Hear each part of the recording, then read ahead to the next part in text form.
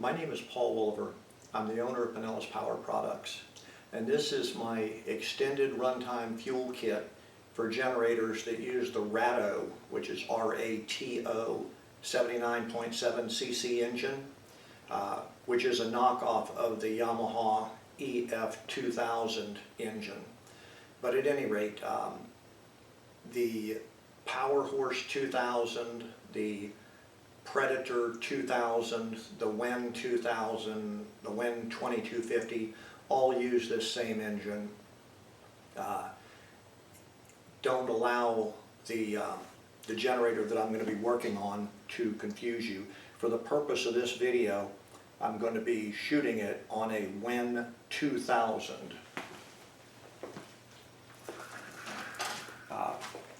The Predator is going to be red, the Powerhorse is going to be blue, and both of the Wens are going to be bright orange. Don't let that bother you. A couple of things I'd like to cover before we get started on this. Number one, the most common question I'm asked is people want to know is, can I still use the stock tank with your kit installed? Yes, absolutely. With all my kits, I try to add feature, not remove any of the original stock feature. Item number two, if you're watching this video on YouTube, please do not attempt to contact me through YouTube. I do not monitor YouTube comments or anything like that. I simply don't have the time. If you look in the description section of this video down below, you'll see that there is a link to contact me on my website. My website has an email address and my phone number, as well as a very good FAQ page. I've got the top 5 questions that people seem to always want to know the answer to, and they don't seem to go to the FAQ page for some reason. But at any rate, if you go to the website, you can contact me there. The first step will be to remove the cabinet, and the cabinet is very similar on all these. The Wen 2000, you simply remove the 3 screws at the top, and then the cabinet side will unsnap.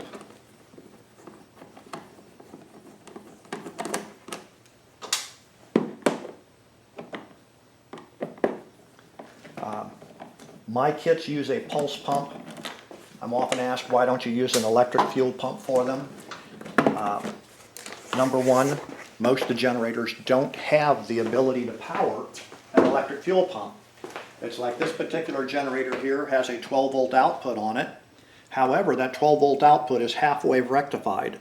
So it will charge a battery, but it will not power a fuel pump, because instead of being, well, a 12 volt battery is really 13.85 volts, but instead of putting out a solid 14.5 volts DC, it's oscillating back and forth between about 17 volts and 19 volts, which will charge a battery, yes, but it won't run a fuel pump. So in order to run a fuel pump off of it, I would have to build an LC filter and then a battery, which is going to add to the cost and the complexity of the fuel kit, and that's why I use pulse pumps.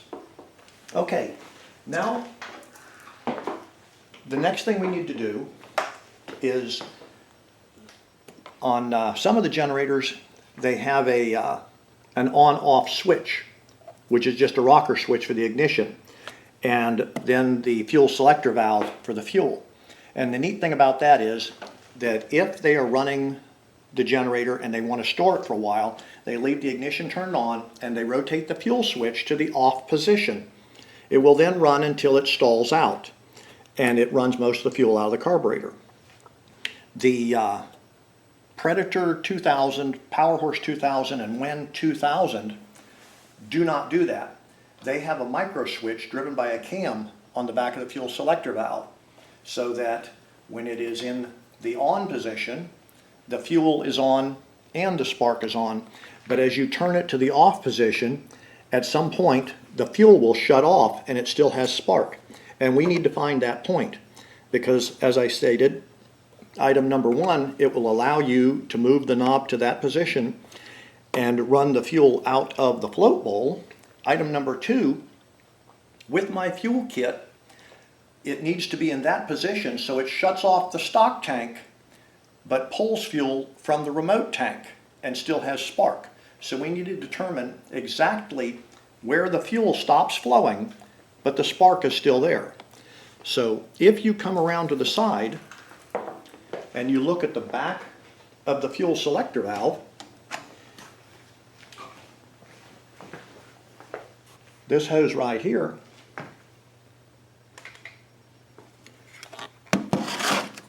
is the fuel coming out of the fuel selector valve and going into the carburetor.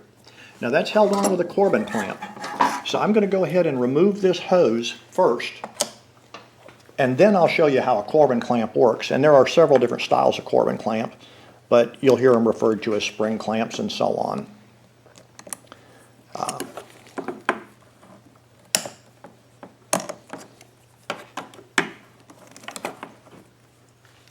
Okay, so what you would do is just squeeze in on these two ears. And when you squeeze on those two ears, the clamp gets bigger, and when you release, the clamp tightens around the fuel hose. So you'd squeeze those two ears in and pull the clamp off. So we're going to slide this hose off, and we'll get back to this hose later. But for right now, we need it in the off, hanging loose. And you look at the back of the fuel selector valve, and here's where the fuel is going to come out of. So we want to slowly turn the fuel selector knob on the front of the generator to the on position until we see fuel just barely starting to come out. And when we see fuel starting to come out, we'll turn it back just a little bit to the off position. So let's go ahead and turn it to where we see the fuel just starting to drip out. Okay, there it goes, and we're going to turn it back to the off position just a little bit. So now if you come around the front of the generator and you look at the fuel selector knob, here's the indicator on the knob, and it's about halfway between these two black gaps in this orange area. So you would need to mark that in a way that is very clear. And there is a little bit of leeway on these, where right here the fuel is off and it doesn't shut off the spark till it goes over here. So I'm going to put it just a little bit closer to the off position. Now you can use either a Sharpie marker, or in my case, I'm going to use a piece of orange tape, because Wen uses orange markers on all of theirs. So that's going to be the new off for fuel. So now if you're doing a Predator or a Powerhorse or a Wen 2000, you would have it in this position to run it off of my remote tank. And then whenever you wanted to shut the thing completely off, you would rotate it all the way to the off position. Okay? The next step is going to be to go ahead and remove the valve cover. This is the valve cover over here. So the first thing we're going to do is remove the breather hose, and that's this black rubber hose that goes from the intake manifold to the valve cover. So we're going to take a pair of needle nose pliers and slide it off the valve cover,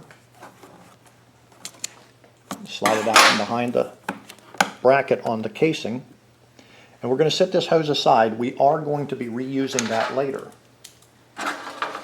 The valve cover is held on by 4 bolts, one on each corner of the valve cover itself. So we'll remove these 4 bolts.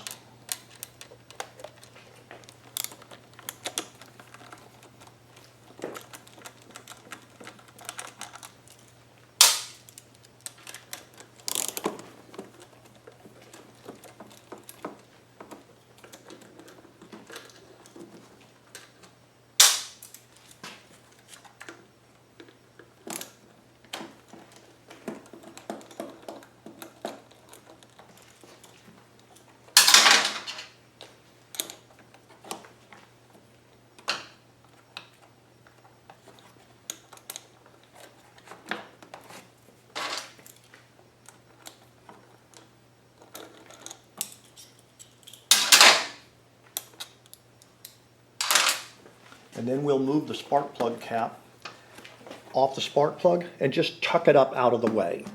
And we've just tucked it up above the fuel cap or the fuel tank. Now the valve cover itself is a little bit tricky to get out of here because it is so tight. What I do is I take 4 fingers and slide them right behind this brace and push my thumb against the end of the carburetor right where it bolts the intake manifold. And that allows me to pull the case out. What I do is I lift the valve cover up, slide it further in, and then up out of the top.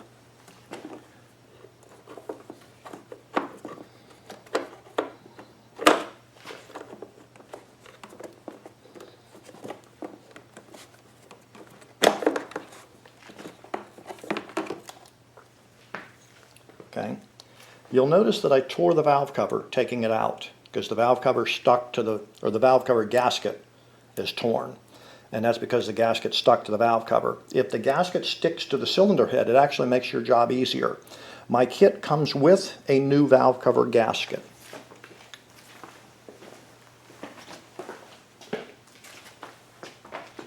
The valve cover gasket that comes with a kit is a genuine Yamaha valve cover gasket. And that's because, as I stated earlier, the engine that they use is a knockoff of the Yamaha engine. So the Yamaha valve cover gasket works perfectly. The next thing that I'd like to go over is what we're going to do is disable the stock PCV valve. If you look through this hole, you'll see that there is a metal valve. It's just a thin wafer of metal. It's a reed valve. So air and fuel will go out, or excuse me, air and oil will go out through that, but they won't come back in. Now some of the engines do not have a PCV valve. Here's the same valve cover gasket, or excuse me, same valve cover, but it is not the polished finish, and I would describe that as a rough or porous or sand cast finish. Typically, the ones with the sand cast valve cover do not have a valve or PCV valve in it. If you look, there's a piece of screen in there. Also, the breather plate is riveted in instead of held in with screws. If yours has no PCV valve, you'll put it back on. I do not have serial numbers to identify them with or anything else. I've been trying to get some information from the manufacturers as to which engines have a PCV valve and which ones do not. There's no rhyme or reason behind it. I can't tell if it's a late model or an early model that they switched, or if it's a vendor issue. But at any rate, so our first step is going to be to disable the PCV valve. To do that, you'll remove the 3 Phillips head screws.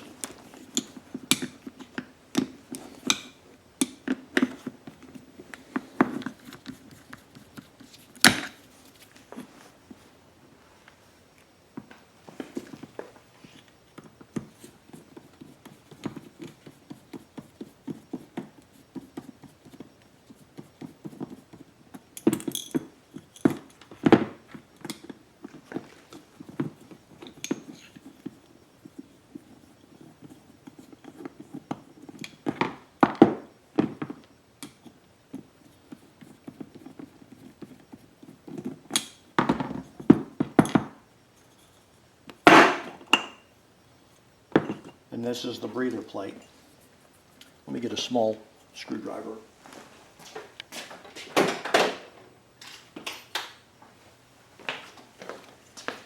This little wafer of metal, and I'm going to push on the back of it, is the reed valve. As you can see, when it's in the open position like this, air will flow both directions. So we need to disable the stock PCV valve, and my kit comes with an external PCV valve that we'll be installing later.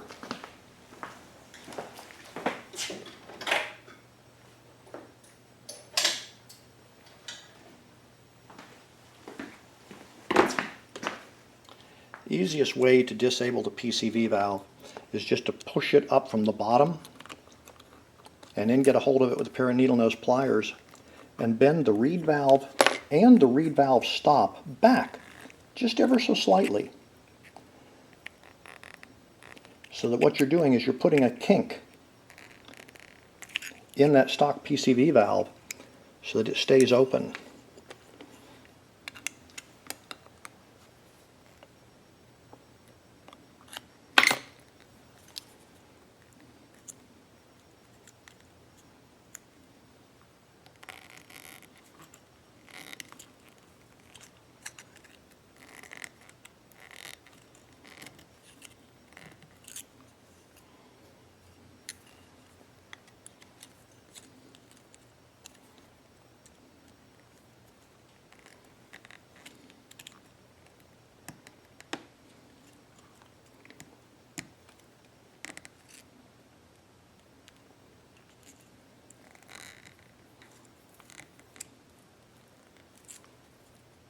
Okay.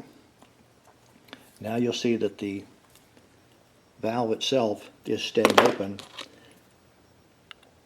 I can slide a screwdriver there from the back. So now the valve is staying in the open position, so it functions just like this one, which has no valve whatsoever in it. And now we'll go ahead and bolt the breather plate back in. Let me tear this piece of the old valve cover gasket out of the way first.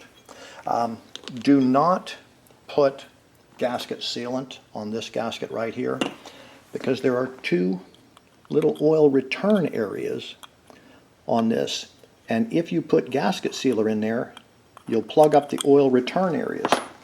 And as I stated earlier, air and oil will be blasted through this hole as the engine is running, and you want the oil to scavenge or return back into the crankcases. So don't put gasket sealant in there, otherwise the oil returns will be blocked.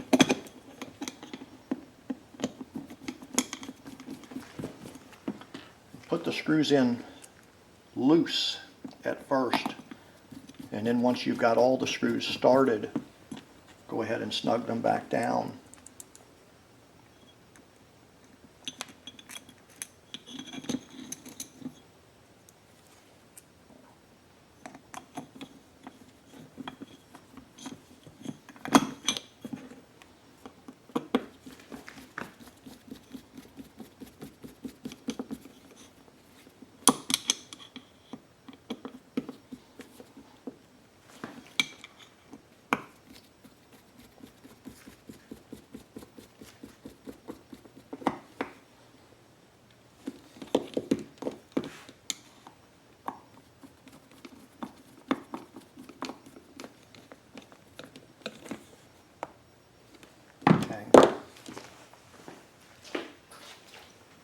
I'm going to take a razor blade and clean the gasket that we tore off the surface here.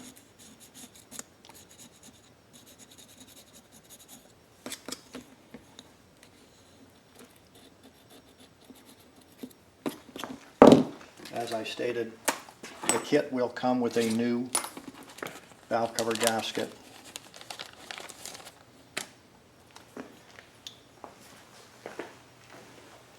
And as I stated when you took it off, it's just a whole lot easier for you if you put the valve cover gasket onto the cylinder head first, because it won't stick to the valve cover and it'll fall off and you'll be likely to tear it. So right now I'm just making sure that the valve cover gasket is sitting all the way down in there.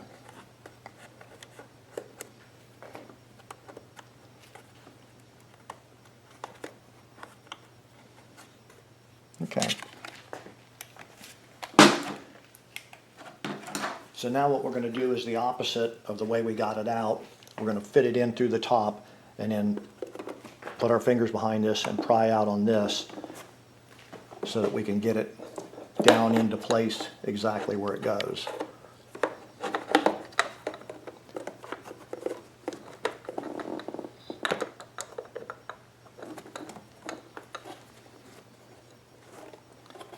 There's a little rubber flap here that may hang up and hold your valve cover up out of the way.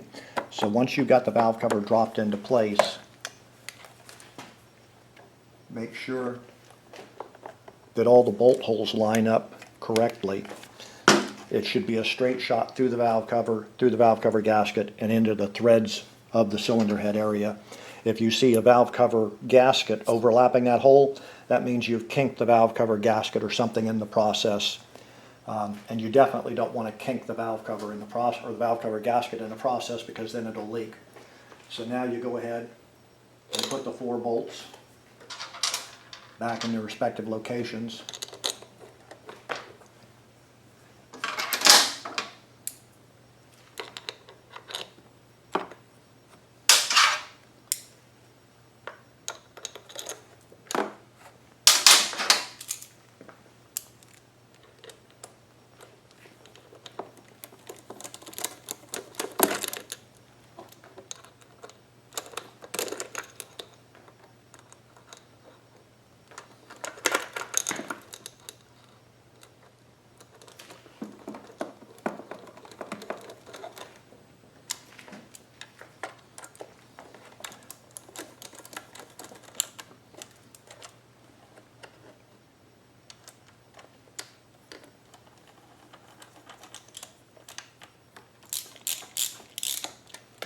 And then once you get them all in all the way, go ahead and snug them down.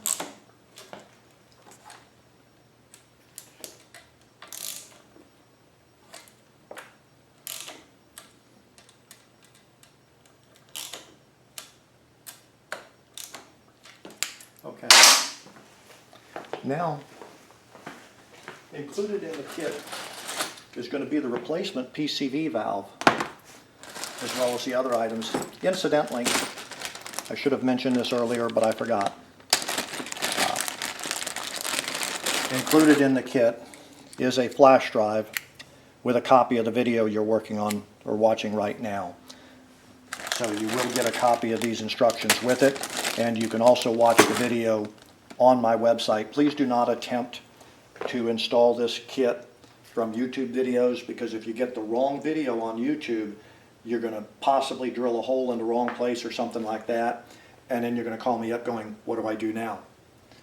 So don't try to find the right video on YouTube. Either take the video off of my website or use the video on the flash drive. Okay. So you'll take one of the clamps that is included in the kit.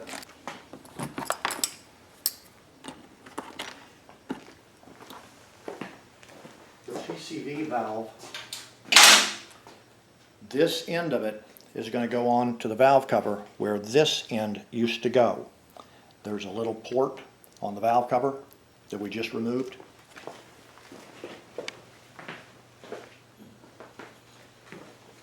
And here's the other valve cover that I was looking at or showing you earlier, but it goes on to this port right here. But only it's on the engine. So we're going to install it on this port, on the one on the engine. And to do that, you pull out on it just a little bit, take a pair of needle nose pliers, if need be, to guide this up onto that port.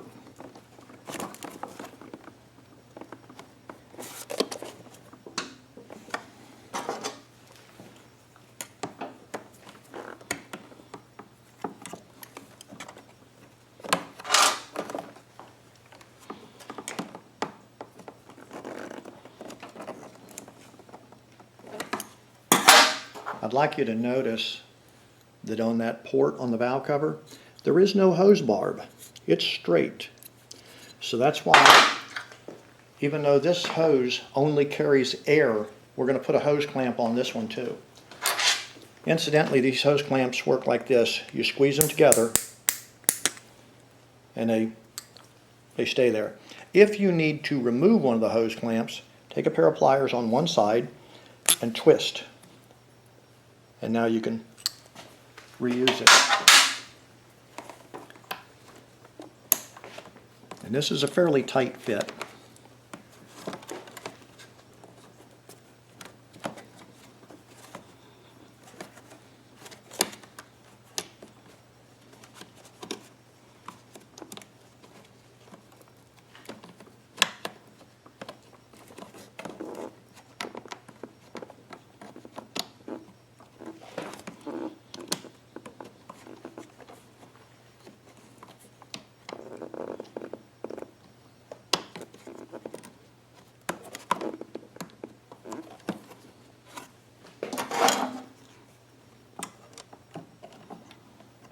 just squeezing the clamp down right now. Get a little bit of light on that so I can see behind it. Okay.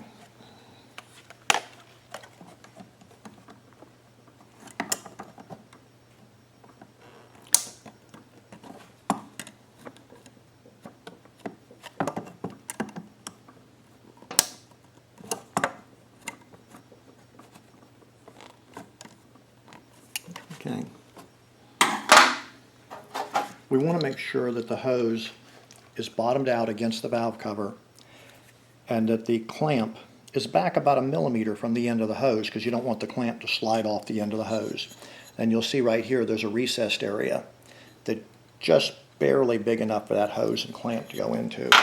So now if you look at it, the clasp to the clamp point down at this angle, and that's the best way to get that clamp on there. Now your PCV valve sticks out here, and your pulse line, which goes to the fuel pump that we'll be installing later, is going to hang down here, and we're going to trim it to fit onto the fuel pump a little later. Right now, you'll take the stock hose that I said you'd be reusing later, and you'll slide it onto the port on the intake manifold and hold it up into place and see where it needs to be trimmed. And you're going to cut it right here and put it onto the new PCV valve.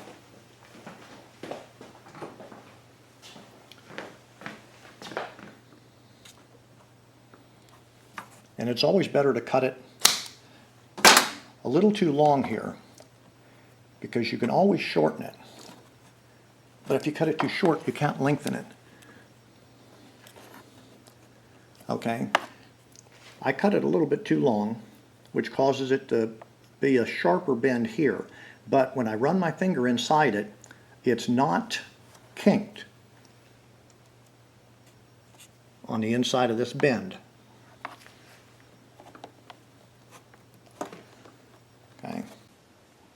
Okay, I went back and reviewed the video that we shot so far, and I made an error in what I stated when I was talking about why I don't use electric fuel pumps, because the 12-volt output on this is only halfway rectified. I said it oscillates between 17 and 19 volts. I should have said 7 volts and 19 volts. If you look at it with a voltmeter, it'll show approximately 14 volts, but if you look at it on an oscilloscope, you'll see it's pulsating, which will charge a battery, but it will not run a fuel pump. Okay, back to this. So we've got the hose that we just cut, put onto the PCV valve, or from the PCV valve to the manifold, and you want to make sure that it's not kinked flat. And if you feel it here, it's a nice radius bend. The thing you want to look at now is, if you look behind it, you'll see where the choke mechanism is, and if you turn the fuel selector valve all the way to the start position, the choke will pull closed, and then when you would put it back to the run position, you want to make sure that this wire or the choke mechanism doesn't hit the hose and hold the choke partially closed. So if you look at this, and I don't know if you can get a clear view on it without a flashlight or not, but it does not hit the PCV valve. That's one of those misses as good as a mile.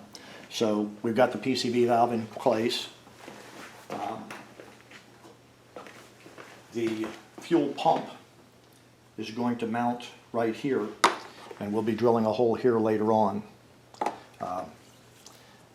The port closest to the gold screen is the pulse port, and that's what powers the fuel pump. This port is fuel into the pump, and this port is fuel out. Okay, the kit is going to come with a section of 1/4-inch hose, and you will cut it into the appropriate lengths. So you will take the fuel filter, and on the input side of the filter, which is fuel flows in this direction, so it goes in this way and comes out this way. So on the input side of the fuel filter, you will take and put the 13-inch section of hose that you had cut off.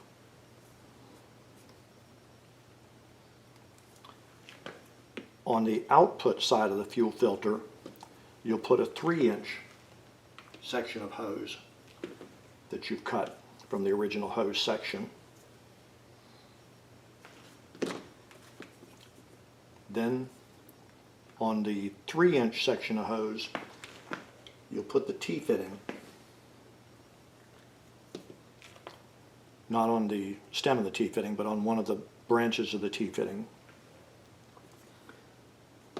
Then on the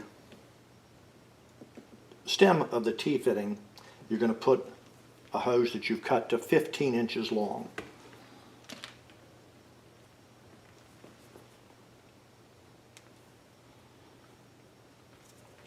So it'll look like this. You've got a 13-inch, 3-inch, and a 15-inch.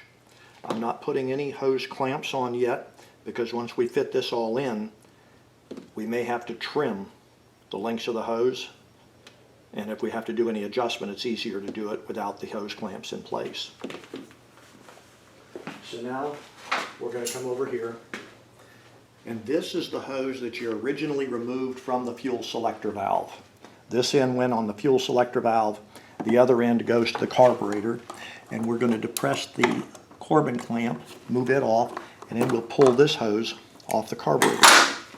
You'll notice that this end of the hose is 1/4 inch and this end is 3/16.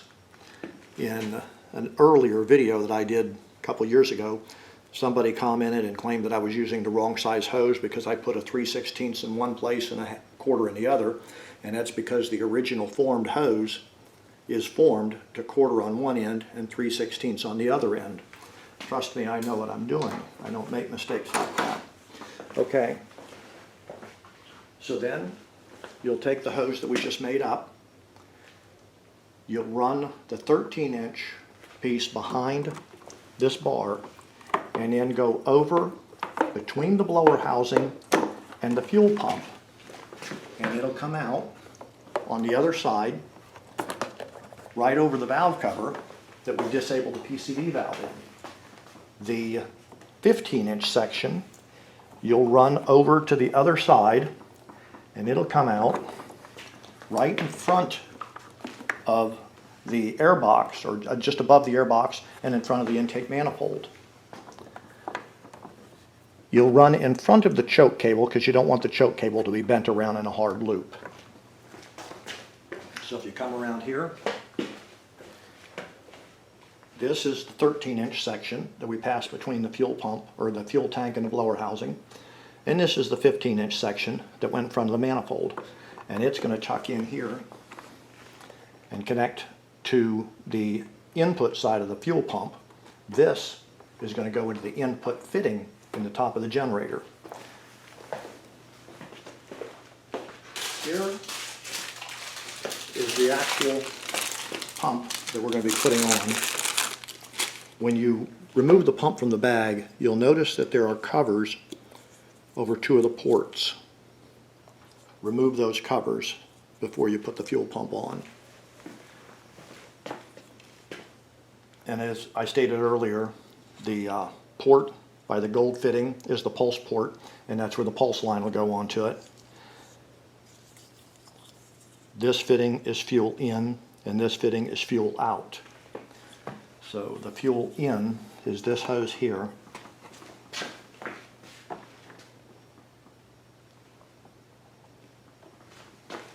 And I'm going to trim it about 2 inches, and I'll show you why when we get around to the other side.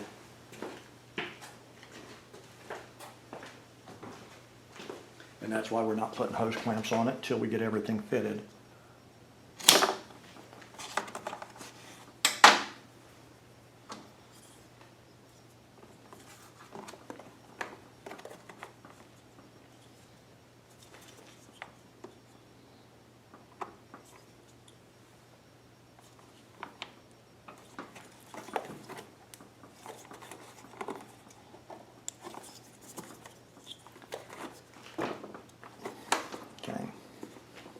Now if you come around this side here, you'll see that this is the hose that we just put in place. And it runs around in a nice smooth arc. Now we're going to take the stock hose. This end is 1/4 inch, so that's going to go on to our 1/4 inch T-fitting. And we're going to use the stock Corbin clamp because this hose is a smaller diameter on the outside. It's not nearly as thick a wall as my hose is. We're going to trim the hose to the right length to where it can go on to the back of the fuel selector valve where it originally went.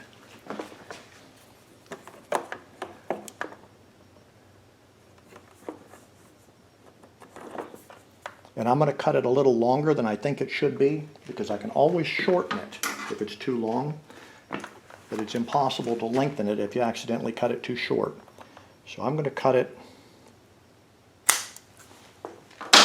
right here, and then I'm going to use the stock Corbin clamp,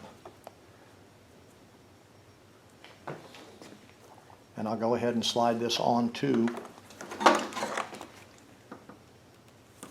the port for the fuel selector valve.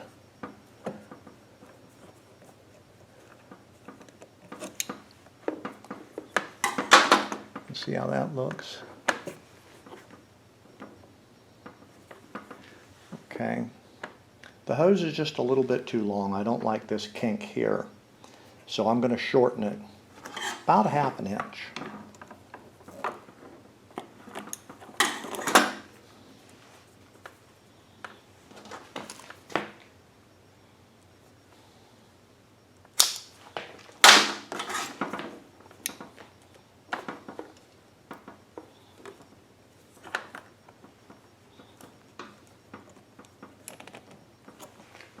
I don't know if you need to use a flashlight or if you can see that that's right back onto the port where it was originally at. And now we'll take and slide our Corbin clamp up into place.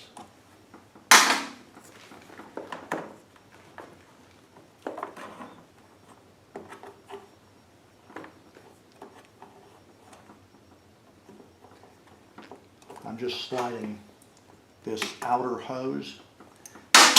If you'll notice, the original stock hose has a couple of strain reliefs or wear areas on them, and I'm sliding this back to where if this does touch that metal bracket, that it'll ride against the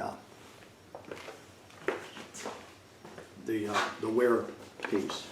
Okay. This hose that was originally on the PCV valve that we installed as part of the kit will go on to, and I've got a separate fuel pump sitting here so I can show you because you can't see that one real clearly, but that's going to go on to this port. And keep in mind that it's mounted in this manner, so this port is the one next to the gold screen, and that's the pulse port. And we'll go ahead and trim that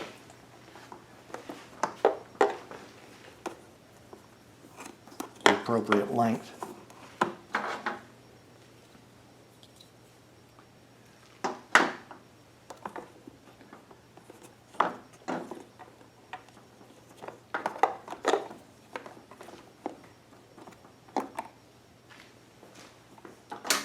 And we may end up trimming it shorter. I'm going to trim it just a little longer than what I think it needs to be, so that if I do have to trim it, it's okay, because you can't lengthen it.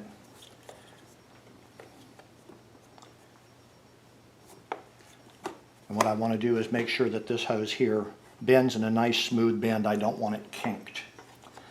And I'm going to say that that needs to be about 1.25 inches.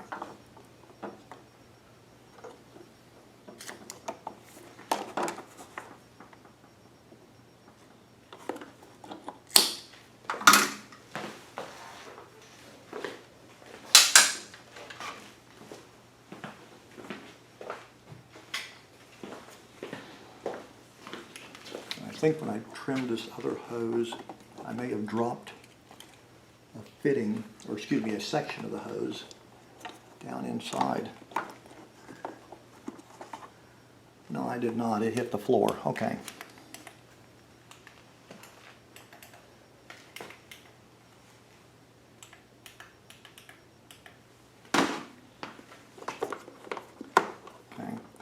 So now what we're going to do is we're going to take the pulse line and put it onto the port that goes where the gold screen is.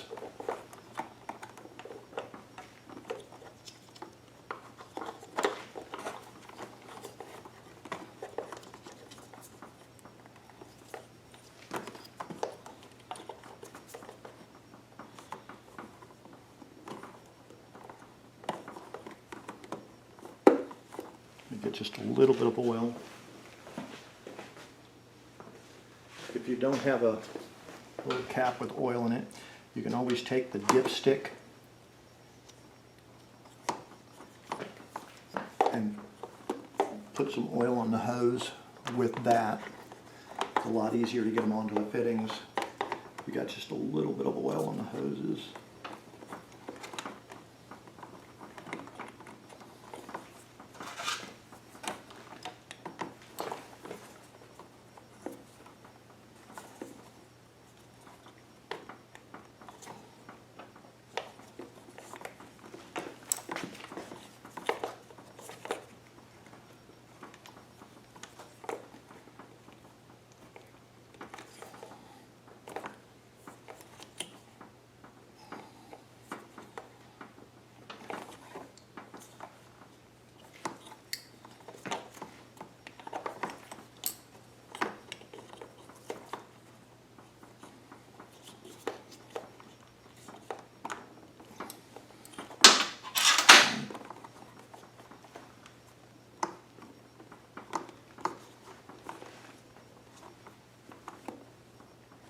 Okay, I just want to make sure that that hose isn't kinked.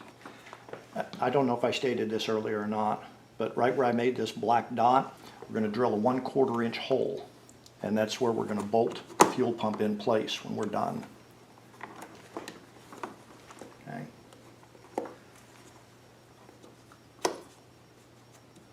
That feels good there.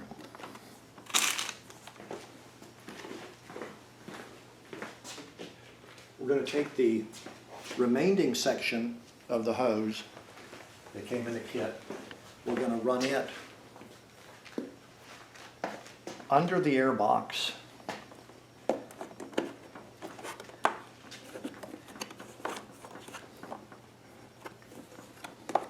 and it'll come out just in front of the air box and go up to the input on the carburetor.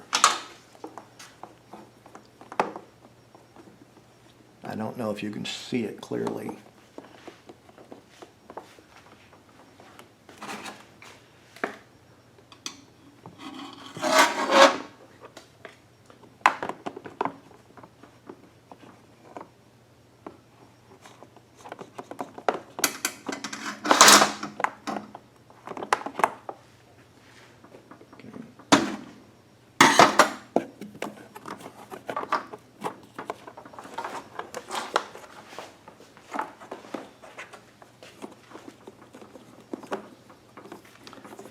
Here the hose is now. So we've run it from the area over by the fuel pump, down under the air box, and back up into a loop. Now if we go around the other side, we'll be able to see clearly to be able to put it onto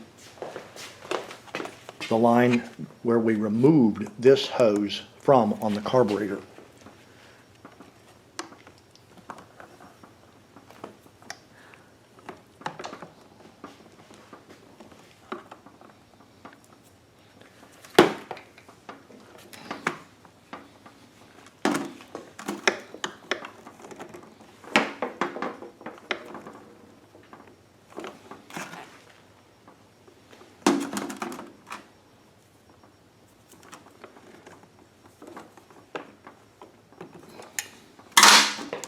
So now if you look in there, you can see that that hose right here is hooked onto the bottom of the port on the carburetor where we originally removed the stock fuel line from. Okay, we're ready to go ahead and start putting hose clamps on, and I'm going to start with the most difficult one, which is the one that goes to the back side of the carburetor. I have not hooked this end yet because I'm going to trim it to the appropriate length once I start getting the rest of them clamped up. So what I'm doing is putting this hose clamp around the hose, and then I'm going to snap it to where it just barely engages, and I'll show you on a piece of hose that's out first. Okay. So here's a piece of hose the size of what I'm using. What I did was I reached in there and put the hose clamp around the hose like this, and then I squeezed it a couple of clicks by hand. Then I'll slide it up over the barb and squeeze it down with a pair of pliers. Getting it engaged just a couple of clicks by hand makes it a lot easier.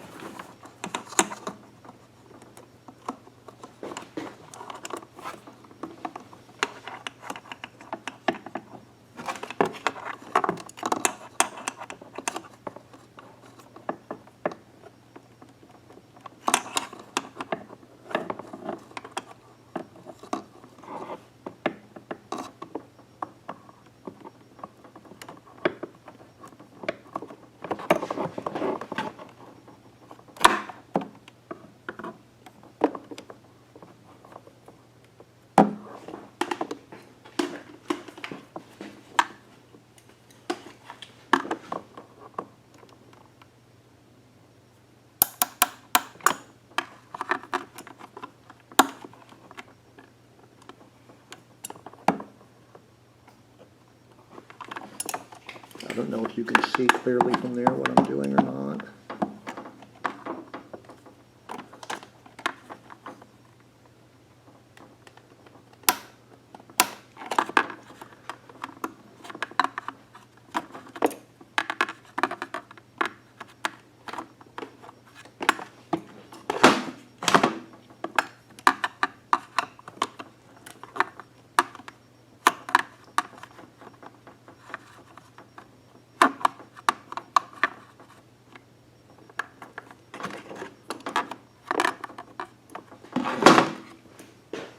So what happens is when you squeeze the hose clamps in place, that one went fairly straight, but sometimes they will be off-centered like that. And what you do is you come back and side to side, squeeze on it with a pair of pliers to center it up. And that's what I had to do on this one. So now the hose clamp is in the appropriate position. It may be easier for you to see it with the camera from this side, I don't know. You'll know if I got too much light in there or not. Okay, that actually looks pretty good. I'm now going to go ahead and put hose clamps on this hose. The kit comes with plenty of hose clamps. In fact, it has enough hose clamps to put on all the fittings for the PCV line, but when we get back over to the other side, you'll see just how tight that PCV line is. And keep in mind that that just carries air, not fuel. So it being as difficult as it is to get at, and the fact that it's carrying air, it's not critical if, or excuse me, it's not dangerous to have a leak. It would leak air, not gasoline.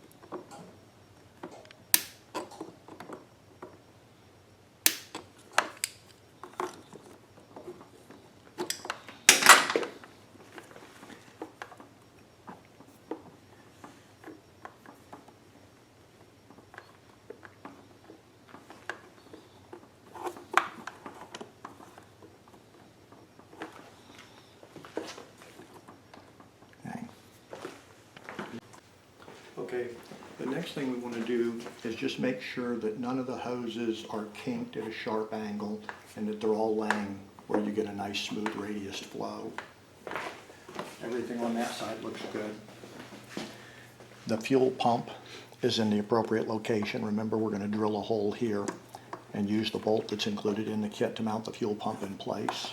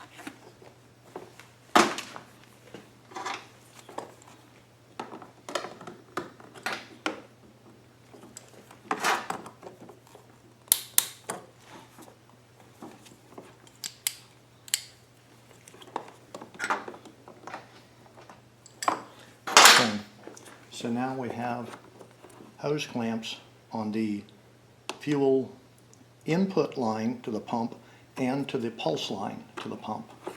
Now what I'm going to do is come over to the other side,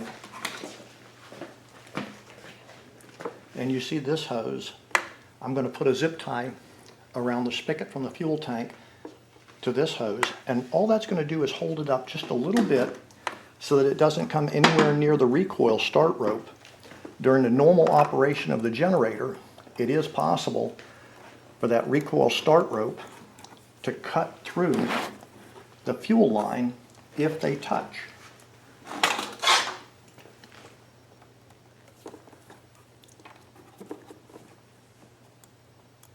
And we're not trying to zip tie it up tight against it. We just want it to support it just a little bit.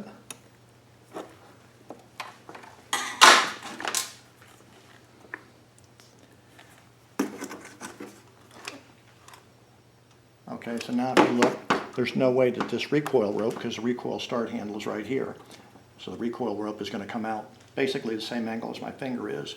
It's not going to come anywhere near this fuel hose.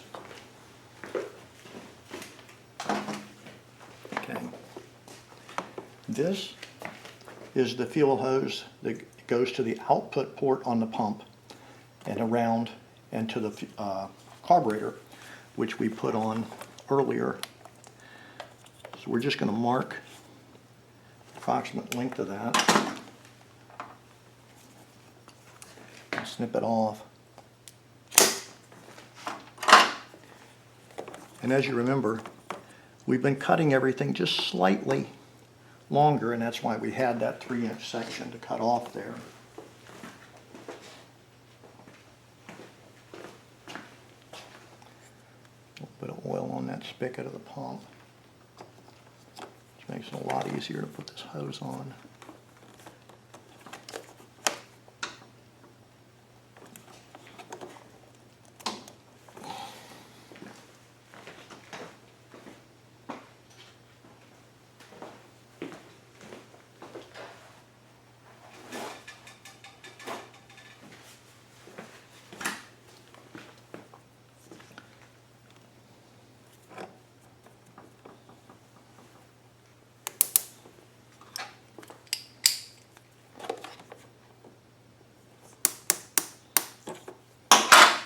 That there. And now we'll go ahead and drill our 1/4-inch hole right here.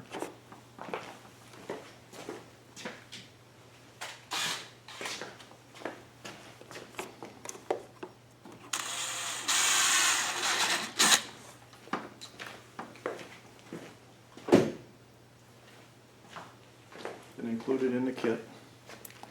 It's a 3/4 inch bolt with a flat washer and nut.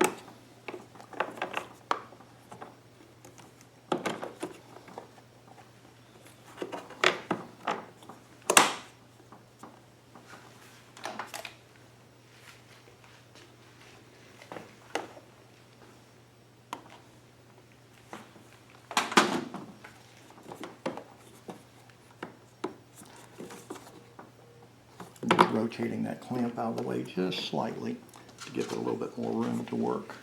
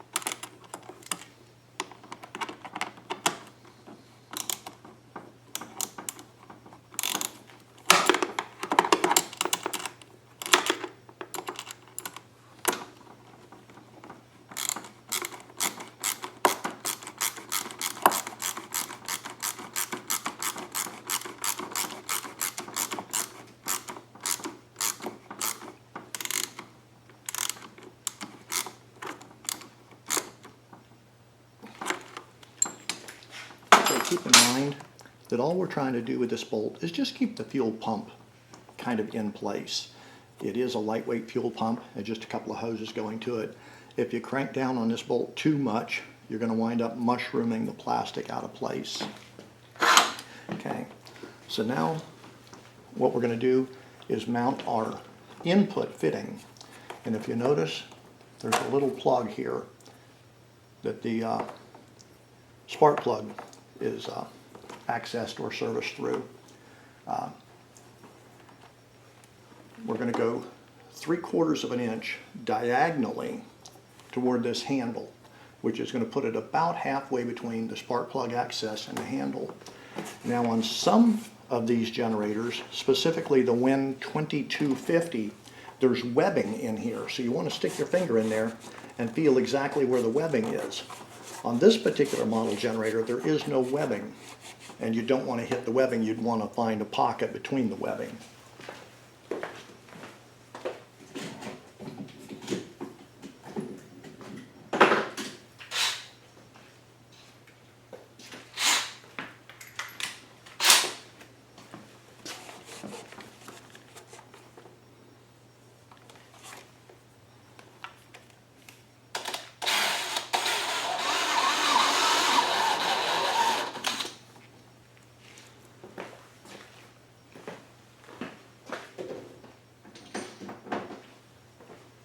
I don't want to go all the way in with the step drill because I don't want to inadvertently drill the hole too big.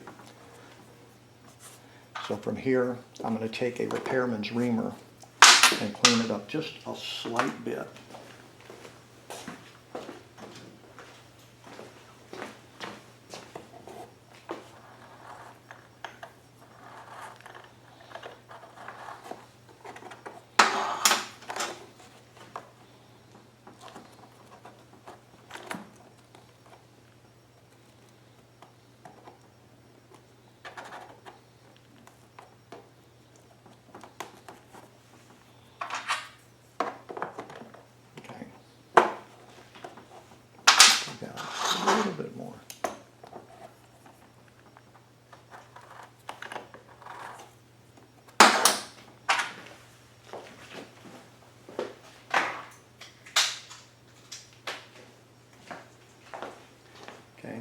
This is one of the fuel fittings that's included in the kit. What you're going to do is you're going to screw the hose barb down to the fuel fitting, and it'll create a pinch point between these two. It's going to kind of pinch down on the plastic housing. In order to make sure it's a good seal between the threads, I'm going to use Teflon tape included in the kit and wrap the Teflon tape around the threads. Be very careful when you wrap the Teflon tape. Do not overlap the end like that, because what it'll do is it'll shear that piece off when you're tightening the threads down. Truth be known, that will get caught in the fuel filter, so it won't do any damage, but it will clog up the filter a little bit earlier than normal. So we'd prefer not to have that happen.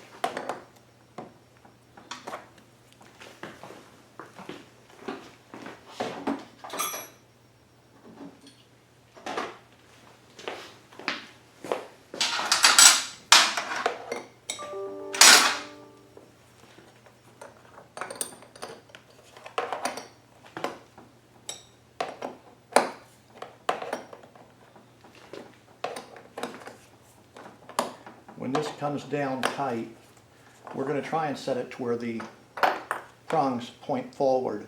That way when the fuel hose snaps on, the fuel hose runs down the front of the generator, because we don't want the fuel hose running down the back of the generator where the hot exhaust is, for obvious reasons.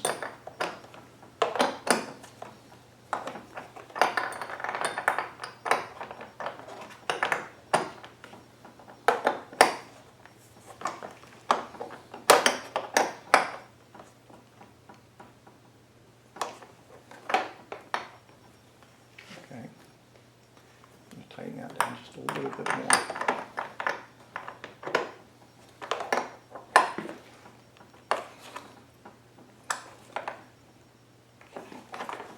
Okay,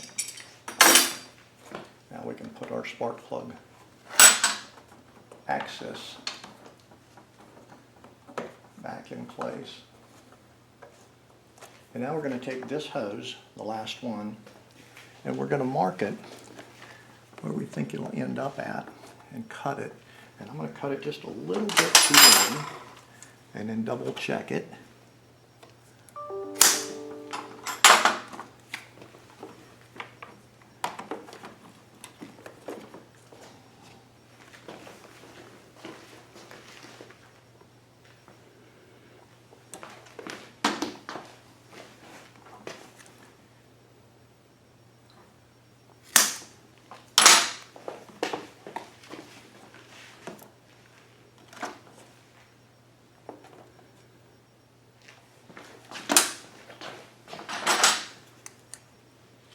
It's always easier to shorten it a little bit than it is to lengthen it. Okay, that I like. So I'm going to take just a little bit more oil, put it on that hose barb, so I can slide that hose back up on there more easily.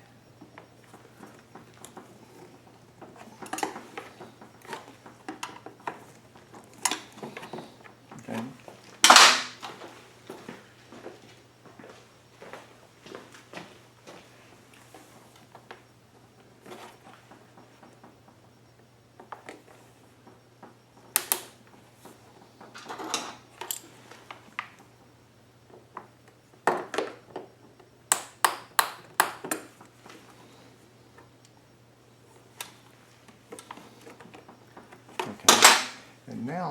we can take the spark plug cap that we removed when we pulled the valve cover off earlier and go ahead and snap it back onto the spark plug.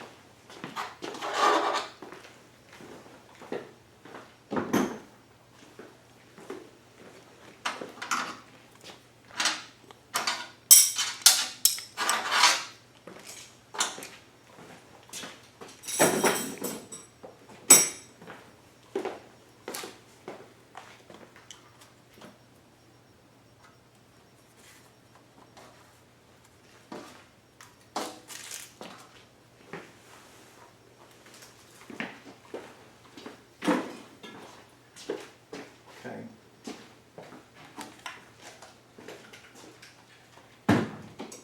Now we go ahead and put the covers back on. Take one last look at it, make sure that there's nothing that's going to get in the way or cause any problems. The covers go on the opposite as the way they came off. There are 3 little hooks that slide in at the bottom, and in the latches which snap on, and then the 3 screws at the top.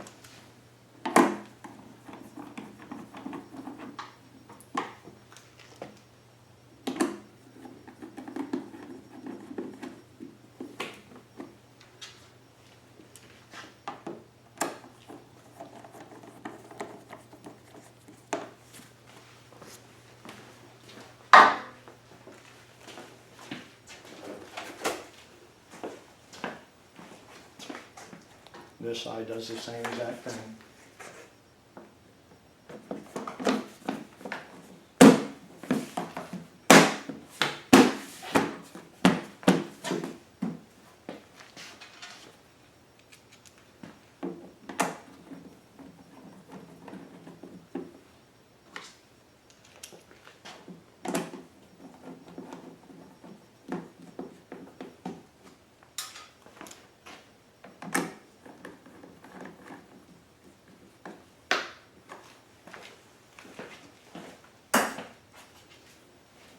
Last step for the installation is an instruction decal. Put it anywhere where it's clearly visible. I'm going to put it right up here. That way people can see it from the top, because they're going to be running this generator most likely sitting on the ground. But you can put it on the side or anything you want. Incidentally, step 7 on this decal is not a misprint. That's where it tells you to move the fuel selector valve to the off position in order to run. And as you remember earlier, when we made this mark on the fuel selector valve, you would now line up the index mark on the fuel selector valve with the new line that you put, and that's going to be the remote tank position. This would be the stock tank position, and of course this would shut the engine off immediately. If you have any questions about this, please go to my website.